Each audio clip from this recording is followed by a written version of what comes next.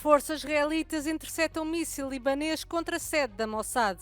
Tensão está a aumentar entre Israel e o Hezbollah. Novos ataques russos fazem 4 mortes e dezenas de feridos. Cidade de Zaporizhia é atacada pelo terceiro dia consecutivo. Um novo estudo diz que a ação humana duplicou a probabilidade de eventos como as recentes cheias mortais na Europa Central. Polónia vai acolher um projeto que visa reproduzir a superfície da Lua para preparar futuras missões espaciais.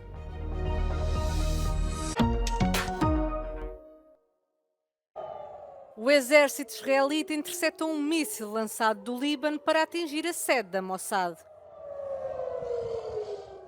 O Hezbollah confirmou ter disparado um míssil contra o quartel-general da agência de inteligência israelita, que, segundo o grupo libanês, é responsável pelo homicídio dos seus principais dirigentes.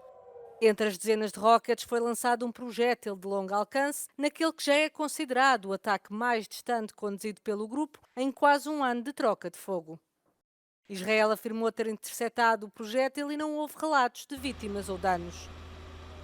Durante a noite foram também atingidas várias instalações do Hezbollah, incluindo armazéns de armas. Israel matou um dos principais comandantes do Hezbollah na terça-feira, no âmbito de uma campanha de bombardeamento de 2 dias que causou a morte de mais de 560 pessoas.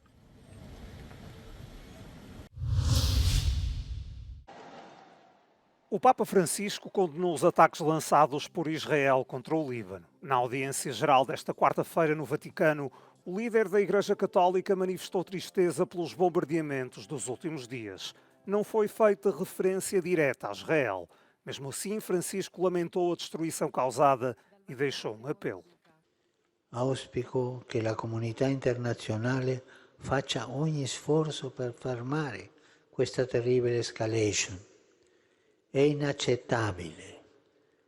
Esprimo la mia vicinanza al popolo libanese che già troppo ha sofferto nel recente passato. Durante a audiência, o Papa pediu que rezassem por ele. Francisco tem tido alguns problemas de saúde nos últimos anos e cancelou a agenda na última segunda-feira devido a uma ligeira gripe. Mantém-se, no entanto, a viagem à Bélgica e ao Luxemburgo, com início na próxima quinta-feira. Na Bélgica, o Sumo Pontífice deverá ter um encontro discreto com vítimas de abusos sexuais na Igreja. Os sobreviventes escreveram-lhe uma carta aberta a pedir que lançasse um sistema de reparações e assumisse a responsabilidade pelo sofrimento que lhes foi causado. Os líderes mundiais reuniram-se em Nova Iorque e apelaram a um cessar-fogo imediato em Gaza no início da Assembleia Geral das Nações Unidas. Os chefes de várias nações criticaram a guerra em curso entre Israel e o Hamas, numa altura em que os receios de uma guerra regional no Médio Oriente aumentam, com a escalada do conflito entre o Hezbollah e as forças israelitas. E seguendo lo stesso ragionamento sosteniamo ovviamente il diritto del popolo palestinese ad avere un proprio Stato. Ma affinché questo possa vedere presto la luce è necessario che i palestinesi lo affidino a una leadership ispirata al dialogo, alla stabilizzazione del Medio Oriente e all'autonomia. Meloni afirmou que Israel tem o direito de defender as suas fronteiras, mas apelou ao país para que respeite o direito internacional de proteção das populações civis. A primeira-ministra italiana apelou a um cessar-fogo entre Israel e o Hamas e à libertação dos reféns do ataque de 7 de outubro. A Rússia ataca múltiplas cidades da Ucrânia, fazendo pelo menos 4 mortos e mais de 2 dezenas de feridos. As forças russas voltaram a atacar a cidade de Zaporizhia pelo terceiro dia consecutivo. Deste último ataque, registaram-se 7 feridos. Casas e carros ficaram destruídos e quem assistiu não esquece o horror vivido na última madrugada. Там жили кто-то, мать, сын, невестка, ну и внук. Внука вроде бы ж не было дома, как рассказывают. Да, а невестку забрала скорая. Димку вытащили из-под завала, но мы не знаем его состояние. Их забрала скорая. А маты, по-моему, ходила. Também foram relatados ataques russos em 2 cidades da região de Kharkiv que vitimaram 4 pessoas. Moscou divulgou ainda imagens que afirma mostrarem ataques a armamento ucraniano na região fronteiriça russa de Kursk, em mais um esforço para fazer recuar as tropas da Ucrânia. Zelensky pediu à ONU que obrigue a Rússia a respeitar a Carta das Nações Unidas. O presidente ucraniano, no seu discurso de terça-feira perante o Conselho de Segurança das Nações Unidas, disse saber que a Rússia planeia atingir 3 centrais nucleares da Ucrânia e que é preciso agir para acabar com a guerra e forçar Putin. Putin has broken so many international norms and rules that he won't stop on his own. Russia can only be forced into peace. And that is exactly what's needed, forcing Russia into peace as the sole aggressor in this war, the sole violator of the UN Charter. Nos Estados Unidos, o presidente ucraniano deve apresentar o seu plano de vitória completo a Biden na Casa Branca esta semana.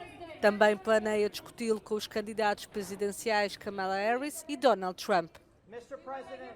Zelensky disse anteriormente que o plano seria o início e a base de quaisquer futuras negociações de paz com a Rússia.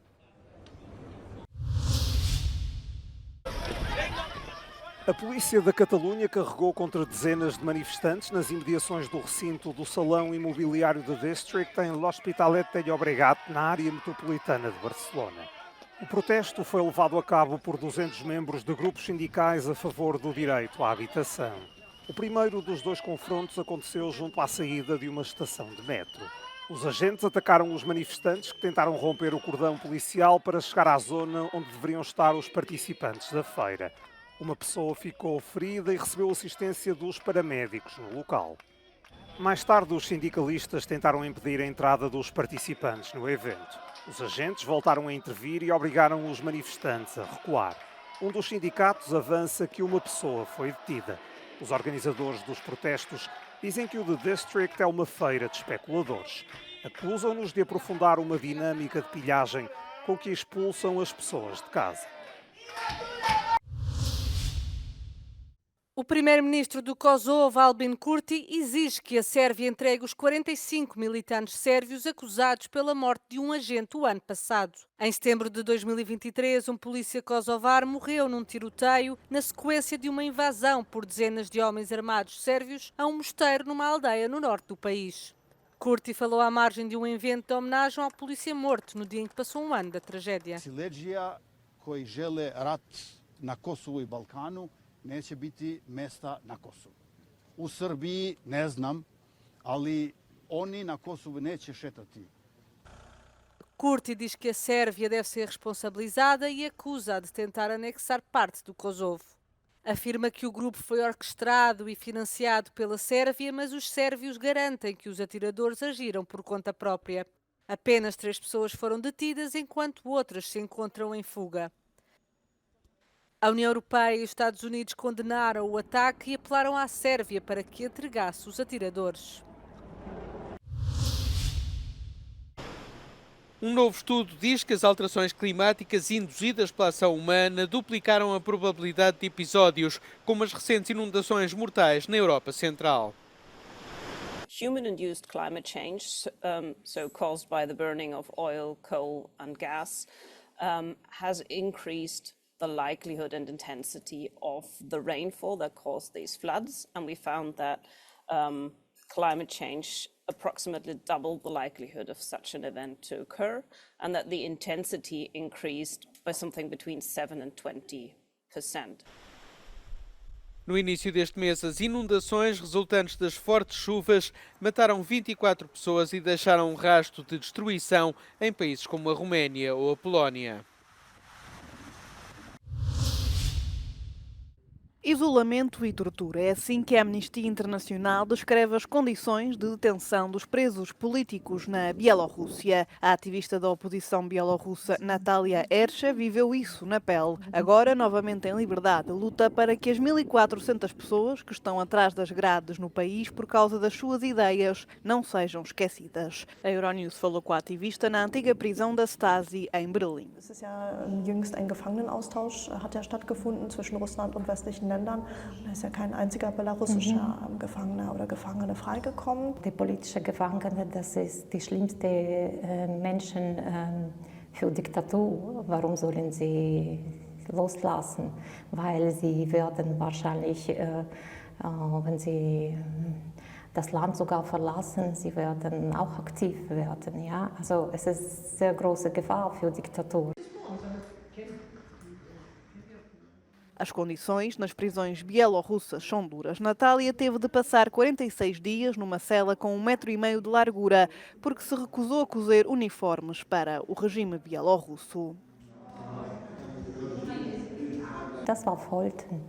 Also ganz klar für mich, weil die Temperaturzelle war so niedrig. Ja? Du könntest nicht schlafen während der Nacht und es war keine Bettwäsche, also nichts kalt, vielleicht 10 Minuten Augen zu und dann musste wieder aufstehen, um sich warm zu machen. Ja. In dieser Zeit habe ich auch mehr Verletzungen zugefügt im Bein, es wurde gebrochen. Was durftest du machen während dieser Zeit? Also durftest du irgendwelchen Aktivitäten nachgehen, schreiben oder etwas lesen? Schreien habe ich nicht probiert, aber singen habe ich gesungen. Das war so, also ich war in der Zeit nicht alleine im Karzer zusammen, also ich meine im gleichen Gebäude, nicht in der gleichen Zelle mit einer anderen politischen Gefangenen und per so Gesang haben wir unsere Emotionen gewechselt. Als wann sie gesungen hat, dann ich habe geweint. Und wenn ich gesungen habe, dann bei ihr traurige Emotionen hat erlebt. Gelöst. Gab es bestimmte Lieder, die er gesungen hat? Ja, das war Kupalinka. Kupalinka é uma conhecida canção popular bielorrussa, frequentemente cantada durante os protestos no país e que se tornou um símbolo de resistência desde então.